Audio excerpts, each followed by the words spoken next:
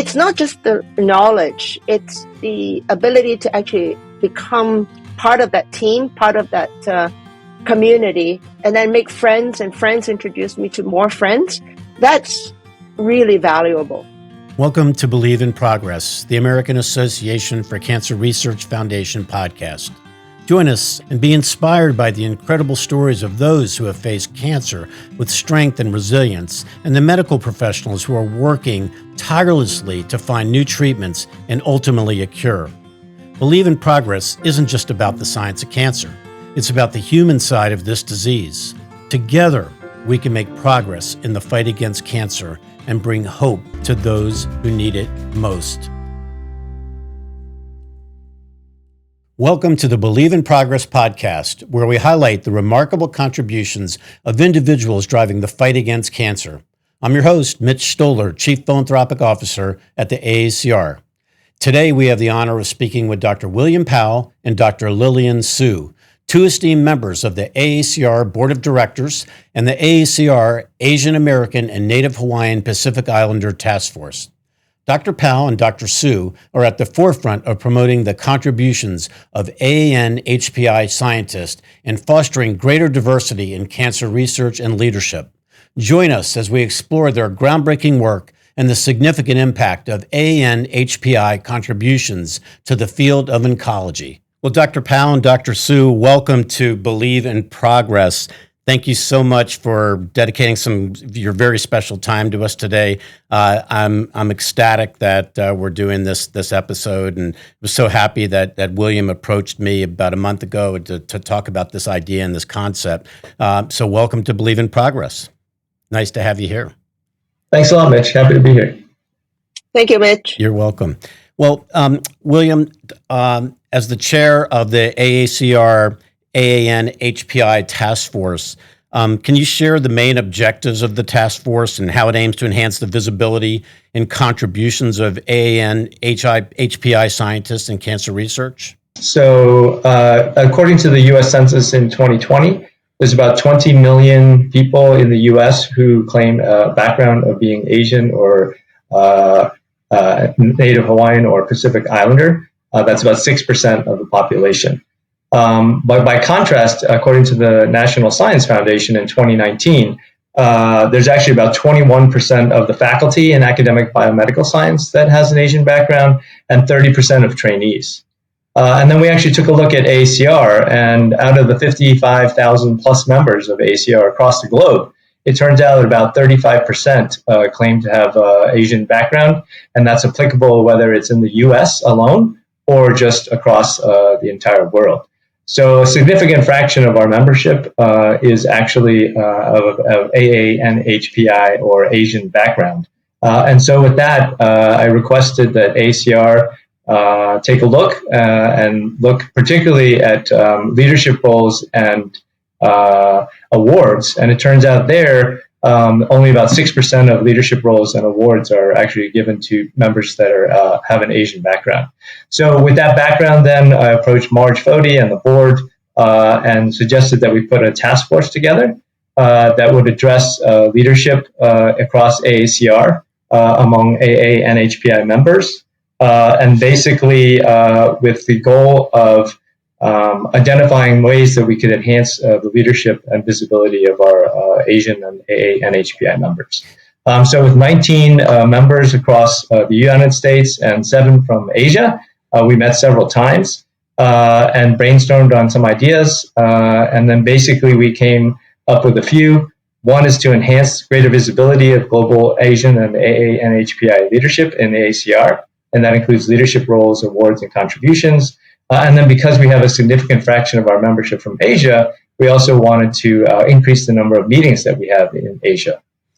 I'll stop there. Yeah, William, when did you come up with this idea? I mean, is it a year ago? Was it a little bit longer, or had you been thinking about this for a while? Oh, that's a great question. So I joined the board in 2022 and then was thinking about some different issues to help AACR with. And then we approached the board in April of 2023. I see. I forgot to mention to the audience as well, both Dr. Pao and Dr. Su are esteemed members of the board of directors of the AACR. And Dr. Su, congratulations, was elected by the membership of AACR to be the next president of AACR. She's actually the president-elect of AACR, and we're all very excited about that. And Dr. Su, you are also a member of the task force. Thank you, Mitch. And you have an extensive background in drug development. How does the task force plan to support and mentor upcoming AANHPI researchers in the field?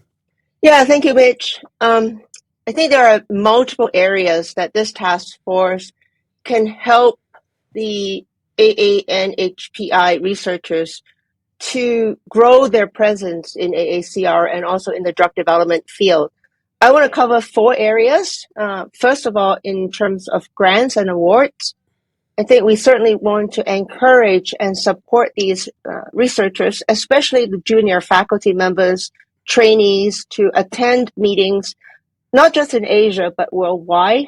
AACR has Global Scholar in Training Awards, and we can certainly promote that in the population that we're interested to promote. We also have seed grants to support researchers, especially in the low-middle income countries. The second area is obviously meetings and workshops. I think the task force can advocate to hold more AACR meetings in Asia related to drug development, leveraging some of the scientific areas of interest to the local scientists. We have AACR on campus. Certainly we can carry that out in the Asia and Asia Pacific countries. I think it would be very interesting to create a workshop such as the Molecular Biology in Clinical Oncology workshop, the MBCO, similar to the one we hold in Coronado, California in Asia. The third aspect is mentorship opportunities. We can certainly create more workshops, such as the one we have in Australia, the Accord workshop, that really help young investigators to design clinical trials. I think we can think about virtual mentorship opportunities and also establish fellowships and observerships outside of Asia for Asian Pacific and Asia scientists to facilitate their networking opportunities. And the last aspect is visibility. We want to increase the regional visibility as well as global visibility, and perhaps we can consider more such scientists in our editorial board, standing and scientific committees, speaking roles, awards, etc. I think there are many opportunities for us to. Why do you think there's a reluctance? You think there is a reluctance for the younger scientists to get involved in gaining more visibility, like you're just talking about, getting involved in committees, or is that really more on our side? Are we more responsible for reaching out and trying to bring more people in? I think it's both, and I would be interested to hear what William thinks. I think there is probably some shyness to the Asian population. They are not used to speaking up as much in meetings, and I think we should encourage that culture. And at the same time, there needs to be more opportunities for them to be able to speak up and William? To network.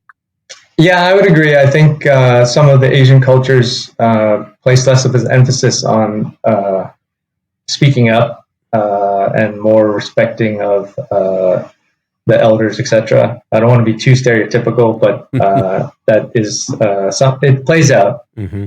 Interesting. I want to touch on mentorship for a minute. Lillian, you mentioned the importance of mentorship, but in both of your experiences, could you touch a little bit about how mentors played a really important part in your careers and continue to play an important part in your careers? Because I think that's something, since my time here at AACR, I hear us talk a lot about mentors and mentorship and the importance of that. It seems like this is really a big deal for this community, I would imagine.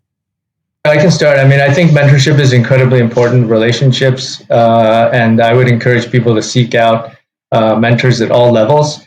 I personally have definitely benefited from having mentors, not only my own lab mentors as a graduate student and postdoc, for example, and clinical mentors during training, but then also in pharma when I went and transitioned, also sought out other mentors. And I don't think you should just limit your mentors to the people who you report to or who are supposed to be helping you.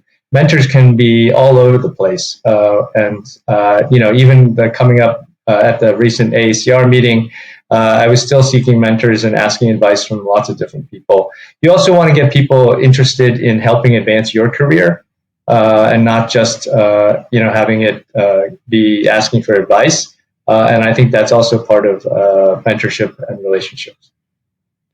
Yeah, Lillian, I was reading a little bit about some of your mentors, Dan Von Hoff being one of them, who's someone that I've known, and a few other really wonderful scientists and ecologists.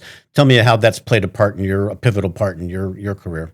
Yeah, I've been blessed with having several mentors in my career, and I still am very close friends to them and with them. I think it's obviously scientifically important for us to have mentors because they guide our research and they stimulate innovative thinking to help us learn how to think for ourselves, to have original ideas. I also think mentors are important to teach us soft skills, because these are things that you don't read in textbooks or, learn from a lecture. How to really deal with conflicts, how to time manage, work-life balance. I think all these are really important skill sets that listening from somebody that has done it and has lessons to teach is really, really diverse important. Leadership is really important, in the pipeline in cancer research. How's the task force going to approach this, William, trying to continue to promote diversity for leadership issues? Yeah, I think it's important to have a diverse set of opinions when we discuss or tackle certain issues. And so it's not only restricted to AANHPI, but all diverse opinions. And so I think AACR and we are very supportive of trying to have as much diverse leadership as possible. Different people bring different perspectives, not only about their cultures, but ways of thinking, but also scientific approaches, scientific areas of interest, etc. So I think with the task forces raising awareness about this issue, I think the board of directors, the AACR leadership, and others will keep these in mind as other task forces are put together, as leadership roles are put together, as awards and contributions are recognized. And Lillian, you mentioned your passion for drug development. It sparked from an ad, many years ago in the Journal of Clinical Oncology. So how can we inspire the next generation of scientists, of AANHPI scientists, to follow these types of to pursue this career like you've done? Yeah, it's an interesting story. I literally was thinking about my future and not sure where and what I want to do. And I was pursuing a master's degree at that time, and I completed that master's degree in clinical epidemiology. But I really wanted to do something that is different, and that I literally opened, a journal and read the ads. Who reads the ads? Well, I did. And and it was a very interesting job description. And I said, wow, this is something I really, really think would be of interest for me. And I was obviously right, thank goodness. I guess to answer your question, Mitch, I think we need to have more opportunities for young investigators to be able to hear the options out there. Obviously, if you're always in your own lab, in your own, institution, you might not have a chance to see what's out there. And I really encourage early career investigators to see the world, so to speak, whether it's an observership, fellowship, postdoc. I certainly benefited from that time abroad. I went to San Antonio, Texas, and learned from individuals like Dan Von Hoff, Eric Lewinsky, Gail Eckhart. And it's not just the knowledge, it's the ability to actually become part of that team, part of that community, and then make friends, and friends introduce me to more friends. That's really valuable. That's really great advice, I think. You guys touched on cultural issues and some cultural perspectives. So I'm curious about how cultural perspective influence the approach to cancer treatment and patient care among the AANHPI populations. What can we learn from these perspectives to improve outcomes globally? So that's a question for both of you. Perhaps, William, you could start. Yeah, so maybe I'll start just on the scientific side. Yes. I think particularly when you think about Asian countries and the incidences of cancers, there are different cancers that are more prevalent there than in the U.S. or in Europe. And those include things such as liver cancer, gastric cancer, nasopharyngeal cancer, lung cancer, and never smokers. So just from even a scientific perspective, I think there'll be lots of different interest and expertise in different areas. And so as AACR being a global organization, we need to recognize that. And some of the meetings in Asia may address those more, but even the national meetings, I think, could highlight and recognize that people in different countries have different incidences of different cancers. And so research needs to be pursued in all those different areas. Hi, everyone. This is Mitch Stoller, Chief Philanthropic Officer at the AACR and the host of Believe in Progress. I hope you're enjoying today's episode. I wanted to take a quick moment to remind you that your support is vital in our fight against cancer. As we always say at the AACR, cancer research saves lives, but we cannot do that without the generous support of people like you. If you're moved by the stories and insights shared in our podcast, please consider making a donation to AACR by visiting aacr.org. Your contributions help fund essential research and provide support to those affected by cancer. And while you're here, don't forget to subscribe to the Believe in Progress podcast.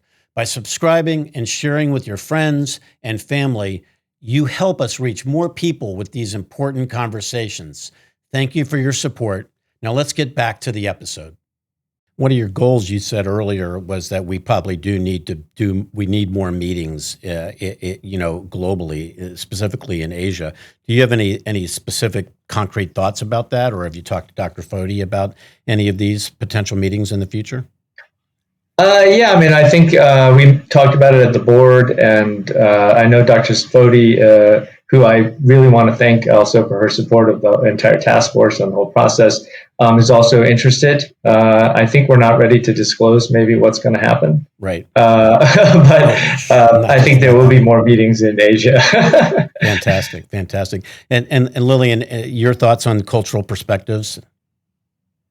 Yeah, I was born in Hong Kong, and I came over to Canada when I was at teenage. So I still have a lot of Asian roots in me, and I think from a Chinese and Asian perspective, the culture is very important. Family is very important, and obviously family is important to everyone.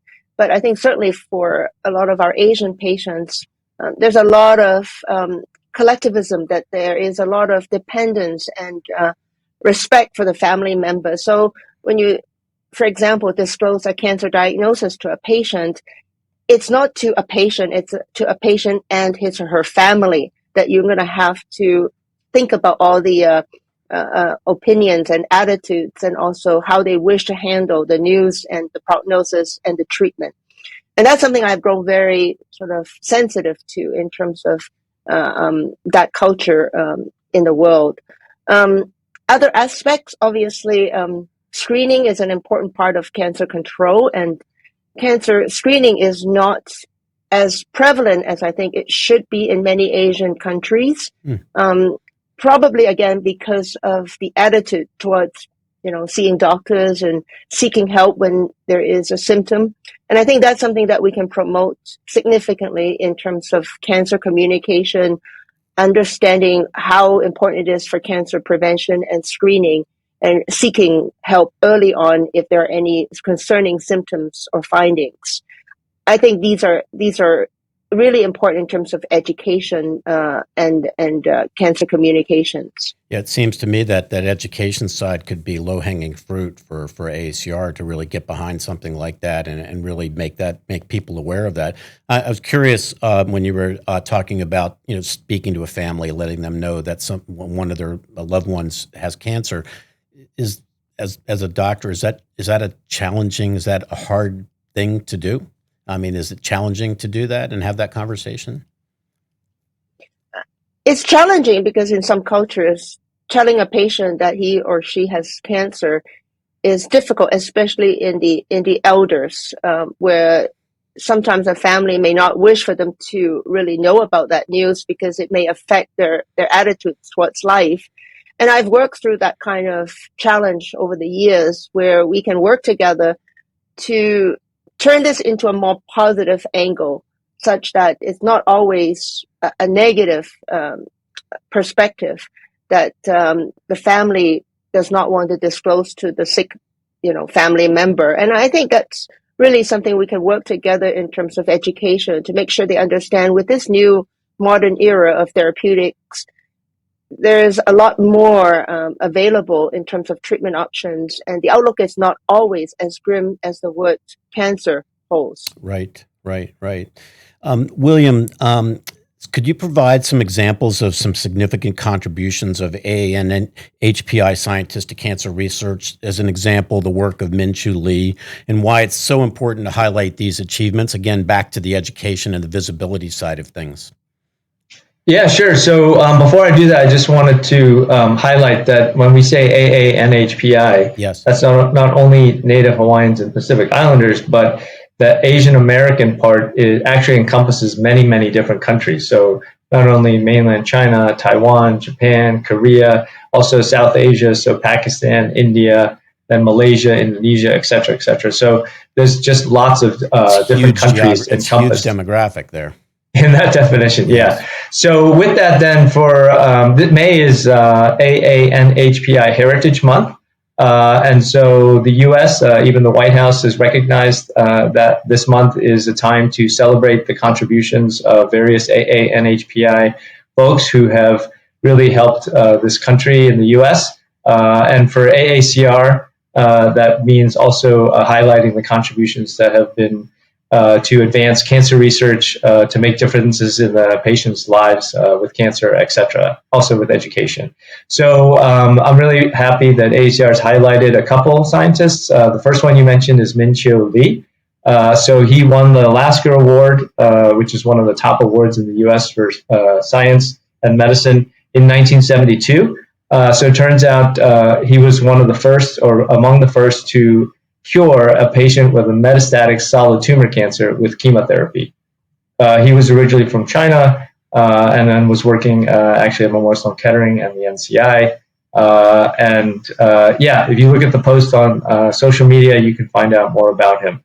Another scientist that we're highlighting is Har Gobind Khorana, PhD. He's an Indian American biochemist who actually won the Nobel Prize in 1968 along with others for his discovery of basically the order of nucleotides. He showed the order of nucleotides in nucleic acids, which carry the genetic code of the cell and control the cell synthesis of proteins. He won the prize with Dr. Nuremberg as well as Dr. Hawley.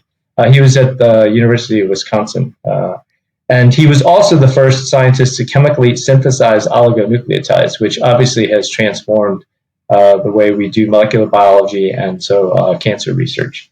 So I think it's just important to highlight these notable scientists of AANHPI background. It's not only to recognize them, but also to show that they're role models out there for future generations. It's fantastic. And we have one left, yes. And I won't name him yet. He was a former AACR president. I think I know who that one is. Okay. Dr. Su, your career in early phase clinical trials has been seen the development of numerous cancer therapies.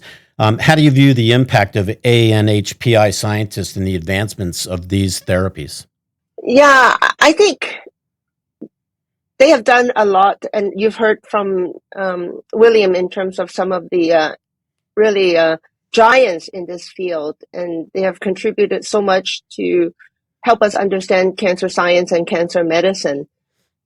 I think obviously not everybody will be a Nobel Prize winner. We have many that have contributed significantly that have not been, showcased to the extent I think that they deserve. And I'm hoping that with this task force and the support of AACR, we would be able to highlight them through, awards and lectures, really showcasing some of the important work that they have contributed to the field. And that has made the science much better and the lives of our patients much improved. That's great. And speaking of awards, You've recently been you will be receiving, and you have received the award, the Karnofsky Memorial Award from the American Society of Clinical Oncology. And could you tell us a little bit about that? I mean, congratulations! That's quite a prestigious award. Yeah, thank you, Mitch. I'm going to tell you the truth that I was shocked when I received the news. I knew of a lot of the previous awardees. They are my mentors, and they are my role models. And I feel very humbled to stand on the shoulders of these giants. It will be given to me in June at the ASCO meeting, and I will have to give a lecture to summarize some of the work that I have done, and I think really some of the vision of where the field might take us in the next decade or so. So I won't give away too much of the lecture, Okay. since I'm still working on it. So, but another great example of how like getting this award will enhance visibility, right, for what we've been talking about, and for the task force, and just for the community at large. So congratulations on that. I'm curious, this is a question for both of you, just a general question about the role that AACR has played in both of your careers. You both have been very involved in AACR, lots of committees, lots of efforts and activities, to the point where now you're on the board of directors of AACR. But William, could you just chat a little bit about the importance of AACR in your life, and perhaps even your thinking of a little bit of our future as an organization? Yeah, I'm really grateful to AACR and for all the opportunities that it's really provided. I think I've been a fellow member since I was a fellow, so 20 plus years for sure, showing my age here.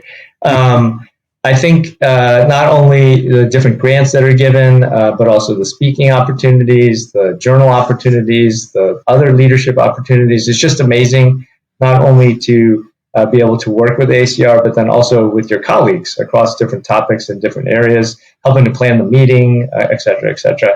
I'm particularly grateful because I can't remember what year now, but I won one of the Stand Up to Cancer Innovative Research Grant Awards when it first came out.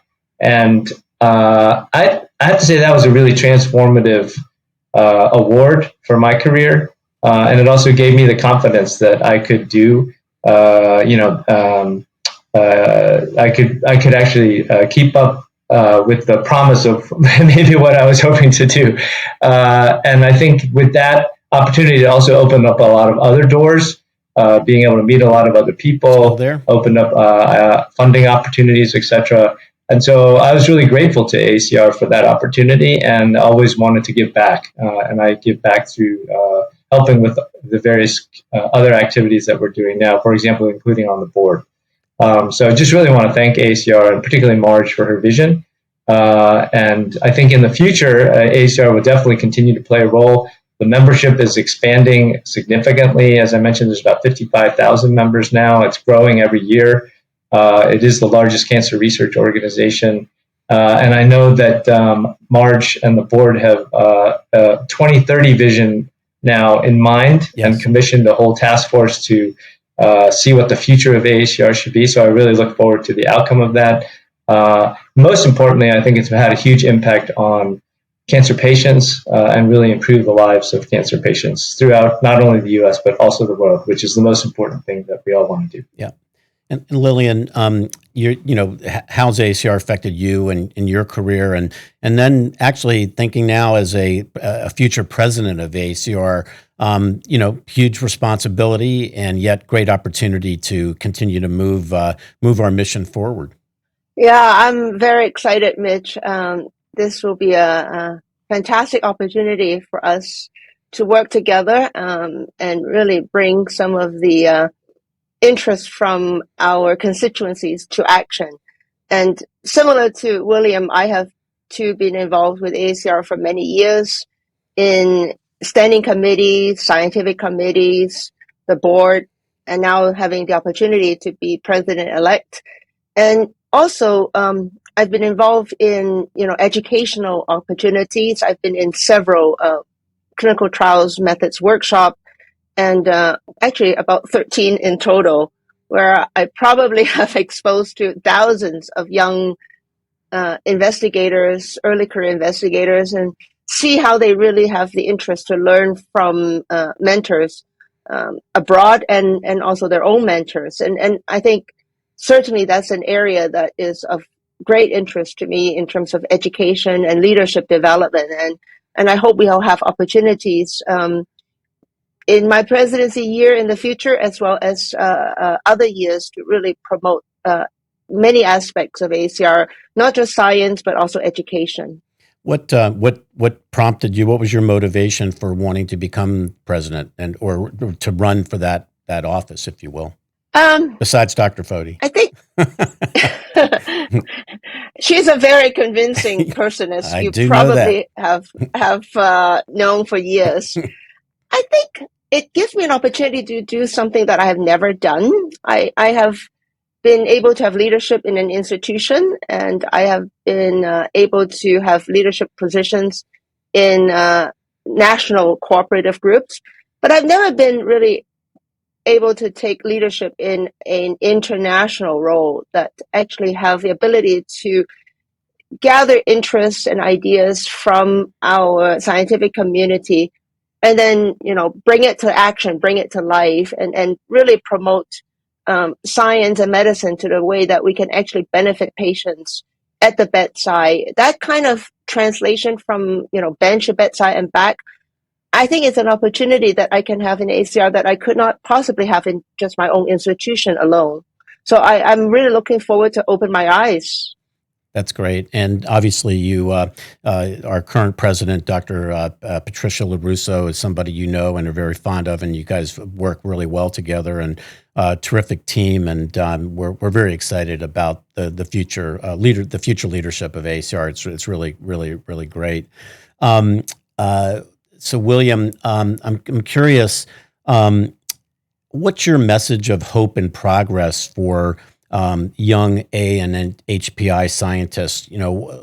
What kind of, is there some kind of message you'd like to convey to them and to get them to get motivated and inspired? And I'd love to hear your thoughts on that. Yeah, so for context, we've made a lot of progress in cancer research, but we still have a long way to go. There's still too many patients dying of cancer. So there's lots of research that needs to be done. So among the young that are coming up, I would really encourage you to speak up. Don't be afraid to challenge dogma. I would also say that communication is very important. So being able to communicate to your peers, to different members of the committees that you're on, in written form, in oral form, is very, very important as a medium for the way that we do things. And then finally, I would just say, and we talked about this, seek out mentorship. It doesn't show any sign of weakness. In fact, it's a good strength. Not only when you seek mentors, you also have to sort of understand on your own, what are your strengths and weaknesses, and where can you benefit from the ideas and advice of mentors. So I think those are all things that I would encourage our new members to do. That's great. And Lillian, I'm curious how patients and feedback from patients helps you when you think about clinical trial design, and when you think about feedback that you get from patients. Are you seeking that kind of feedback to help you with your work, moving forward into the future? Yeah, I mean, every day I do, because every day I see patients, and every day they teach me something that I have not thought about. As you know, I'm in the phase 1 clinical trial area where I see patients with very advanced cancers. And, some of them have really very limited options in their life in terms of treatment. And I think what I have learned is really giving them the time they need. We have helped them to, for example, understand consent forms that they are given for participation in clinical trial, make it simpler, make it more understandable. We've created videos and other aids to help them understand what they're getting themselves into and what the risk to benefit ratio is. We have a nurse navigator that helped them, connect the dots, and even simply booking appointments and reaching out to, specialists. to see them and having CAT scans organized. All that might sound very matter of fact for us in the medical field, but for a patient with advanced cancers, coming to the cancer center itself might be already challenging, let alone trying to navigate, 5 appointments at the same time. So definitely the feedback has learned us to be much more, helpful, much more informative and friendly. Yeah, I've learned from Dr. LaRusso how important that patient feedback is, at least in her career when working at Yale. And William, I'm sure you've seen the same thing in your career as well. Yeah, I mean, when I was division chief of hematology oncology at Vanderbilt, for sure. Also, when I saw patients and helped to run trials, I think I would encourage everyone to put themselves in the shoes of the patient. It gets so easy to just continue your day without thinking, this is the best, but without thinking about the patient and saying this is the best for me or for my group, when it really should be the other way around. What is the best for the patient and how can they navigate the system the easiest? I see. Lillian, I think you touched earlier on work-life balance, and this is really a question for both you and William. I have 11 years now that I've been, almost 11 years at AACR. The dedication of the AACR membership is amazing. When you go to the annual meeting, you go to other meetings, and the work that you do day in and day out, work-life balance has to be an important factor to contemplate, because you probably could see burnout with people. And just kind of curious how you both deal with work-life balance yourselves, if you're willing to say a few words about that. Probably not the best example of work-life balance. That's why I'm still seeking mentorship on this.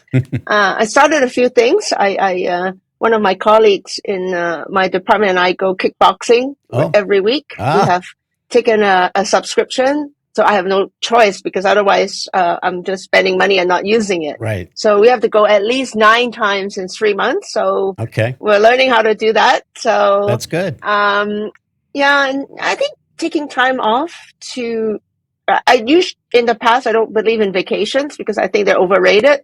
But now I truly believe it's important to take some time, and because you have to think, you have to refresh and recharge. And I think having that break in your mind to stay away from, all the paperwork and stuff for even just a few days does help you to think of new ideas and innovations. So I believe in that. William? Yeah, for sure. Well, for me personally, family is very important. So I spend a lot of time with my family when I'm not working. I do also play tennis 3 times a week. I think that's really important, not only for the physical exercise, but also the mental exercise. And actually, when you're thinking about something else for a concentrated period of time, it actually helps you then when you come back to what you're working on. And then I am a fan of vacation. I do think you have to, rest your brain and recharge. And sometimes actually the best ideas come during vacation when you're not thinking about what you think you're supposed to be thinking. Probably a good message for our younger investigators, right? To hear that message. And on that note, I just wanted to let our audience know, as they can see through this particular episode, how fortunate and how lucky we are at the AACR to have Dr. Pao and Dr. Sue involved in many things for the AACR. But you two are such an example of dedication and perseverance. It's a great honor for me to know you and spend time with you. But we really want to send a big thank you to both of you for your involvement with AACR, what you do to help patients and families on a day in and day out basis. It's phenomenal, and so thank you very much for that, and really appreciate you giving us a couple minutes of your time today to talk about this important issue. And I think it's going to be a wonderful episode. Thanks a lot, Mitch. Thanks for hosting, and it's been a pleasure to be here with Lillian. Thank you so much. It's been a lot of fun.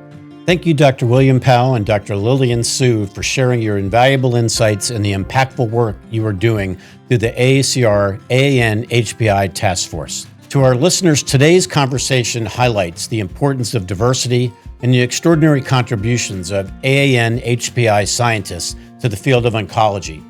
For more information about the initiatives discussed and how you can support the advancement of cancer research, please check our show notes. Remember, your support and interest help drive the progress against cancer.